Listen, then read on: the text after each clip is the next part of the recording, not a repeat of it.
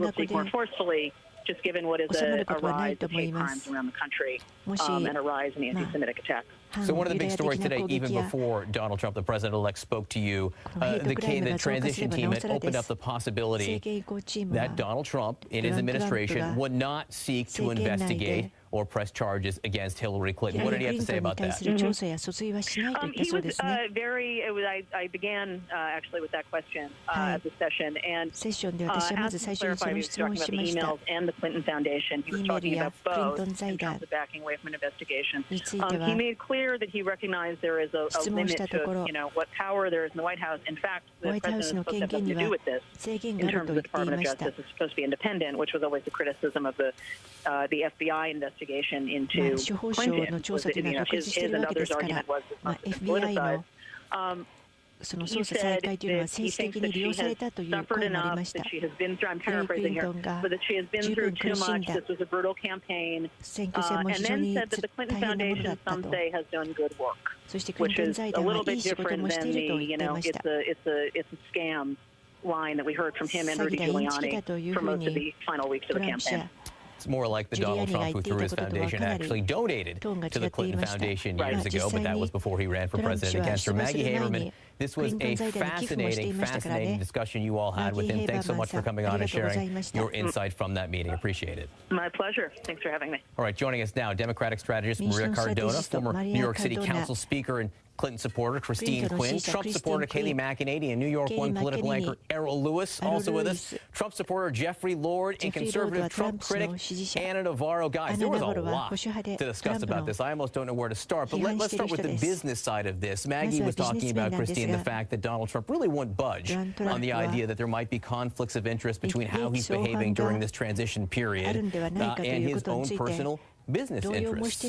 What do you make of his answers there? Well, I find it bizarre that if you're the president of the United States, you can have no conflicts. It's like a mega papal blessing he gave himself or something, that he's absolved from all of this. It makes no sense. I mean, when you serve in government, you have to be meticulously careful in disclosing all I mean, I know this from my time in government, disclosing all of your outside interests, recusing yourself from any business that has anything to do with it. I mean, this is a city level, but we would have council members recuse themselves from votes on school funding for schools where their children went.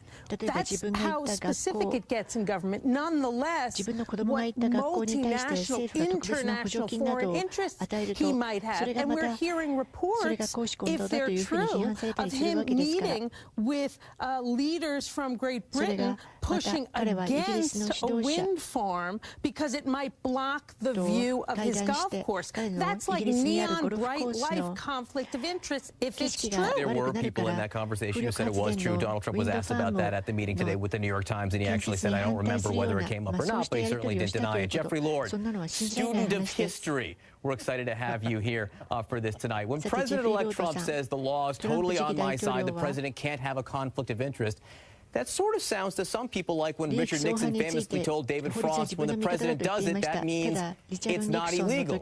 So how are these two things different, Jeffrey? Well, first of all, presidents have always had conflicts of interest. Perhaps the most famous example in the last 50 or 60 years was the Kennedys owning the Merchandise Mart in Chicago. When President Kennedy took office, they not only did not sell the Merchandise Mart, they made the head of the Merchandise Mart, Sergeant Shriver, the director of the Peace Corps. Nobody said a peep about this. Lyndon Johnson with his radio station in Texas. I mean, on and on you can go. I mean, it's just the only difference here really is scale. I mean, admittedly, that is what draws all this attention to it.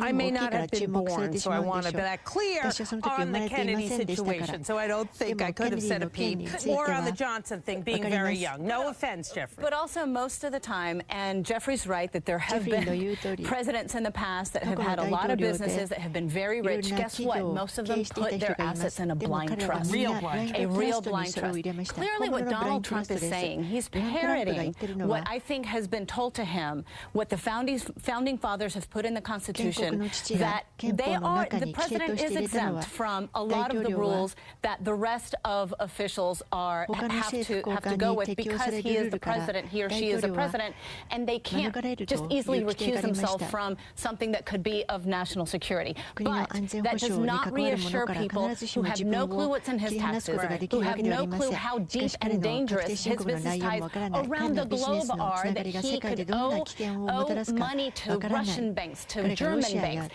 and then be influenced by it. All right, guys, we're going to talk more about this. We're going to talk about apparently giving Hillary Clinton, he wants to, a free pass. We're also going to talk about his statements about the alt-right, or this racist group that met over the weekend. A lot more to discuss coming up. Stay with us.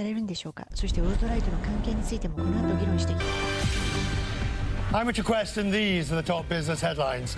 U.S. markets hit record highs on Tuesday, with the Dow over 19,000 for the first time in history. The S&P 500 and the Nasdaq also closed at record highs. Investors are feeling good about the economy and President-elect Trump's promise to boost jobs and growth. The Dow's really nearly 4% since he won the election. The Australian Finance Minister, Matthias Cormann, says the Trans-Pacific Partnership is not dead. It comes as President-elect Donald Trump says he will pull out of the trade agreement. Speaking to me on Quest Means Business, Cormann said he hopes to engage with the Trump administration. Well, TPP parties have 2 years to complete the ratification process. Certainly from an Australian point of view, we look forward to engaging with the Trump administration on how we can best boost trade across this part of the world. Jeremy Clarkson's new motoring program has broken viewing records on Amazon. The first episode of the Grand Tour was released on Friday, got the biggest audience ever for a premiere on Amazon.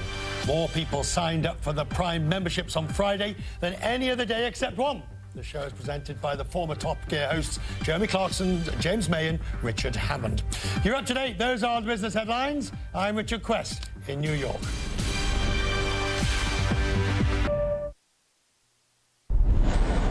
We're back talking about the treasure trove of headlines that Donald Trump, the president-elect, made today at the New York Times, including this, which Maggie Haberman tweeted out. She goes, I asked the president-elect Trump what role he sees for Kushner, meaning Jared Kushner, Donald Trump's son-in-law.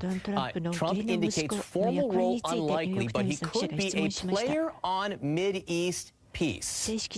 In a word, wow, Errol Louis, I want to bring you into this discussion right now. Mideast peace is a big project that has been attempted by many people, many diplomats, many people with years and years of experience here. And Donald Trump is suggesting that his 35-year-old son-in-law with no government experience might be able to somehow help forge it. By all accounts, he's a capable young man. As a special envoy, he would certainly have the president's ear, so I wouldn't rule it out automatically. If he's got connections and he's got an ability to... Look, we've all been through this since the time I was a kid, and I remember the 1973 war. It's been really the same 5 or 6 issues, right? Status of Jerusalem, refugee status, land swaps for peace, 1967 borders. It really hasn't changed. How you get from here to there, though, is the question. And I don't know if you need to have a wall full of degrees or years of experience or know all of the different players to know that it's a Gordian knot.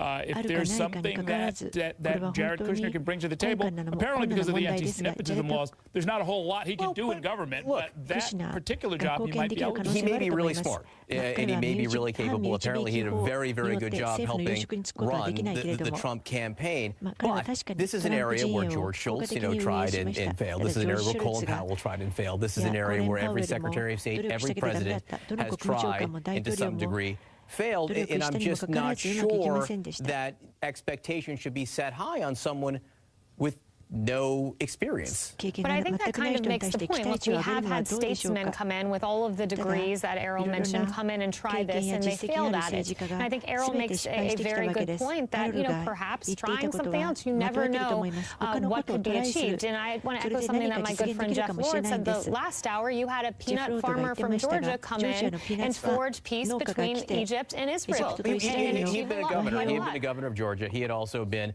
elected president. at that point. He also had, a full cabinet and staff that helped him work at it. To compare Jimmy Carter and Jared Kushner, I don't know. Like I said, he may be the Kushner's a bright guy. He's an astute individual. He's an executive of a company, and I think why not try it? He's someone who cares deeply about his Jewish faith. He's someone who understands one side of the argument and might be able to bring light and peace and understanding between the two camps. Anna Navarro, you want to jump in here?